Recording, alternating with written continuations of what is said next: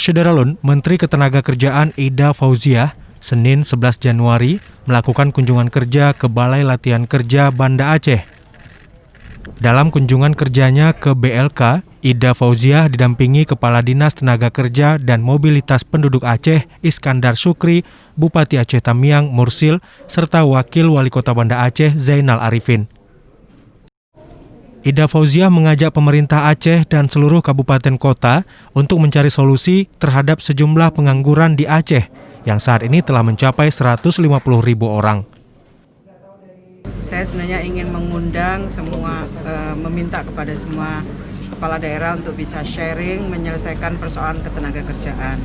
Ada pekerjaan yang harus kita selesaikan. Kita punya pengangguran di Aceh ini 150.000. Apa yang bisa dilakukan melalui Balai Latihan Kerja, baik punyanya pemerintah pusat seperti di Banda Aceh ini maupun BLK UPTD. Sekarang ini antara BLK pusat dan BLK pelatihan yang ada di BLK UPTD, kita bisa mengcover untuk 80.000 peserta. Padahal kita punya tanggungan angka pengangguran kita 150.000. Saya mengajak kepada pemerintah, baik pemerintah provinsi maupun pemerintah daerah, kita berbagi tugas.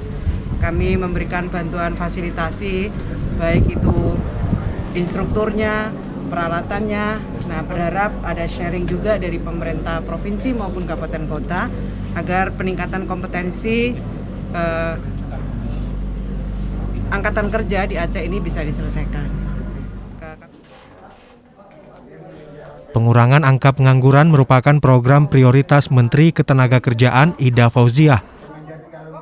Kementerian akan mensupport berbagai fasilitas seperti instruktur serta peralatan pendukung untuk BLK. Fauziah juga akan mendorong lahirnya Skill Development Center menjadi center untuk mempertemukan antara supply dan demand. Dalam kunjungan tersebut, Menteri Ketenagakerjaan Ida Fauziah juga melihat langsung proses pelatihan barista kopi yang diikuti oleh peserta biasa dan tunarungu.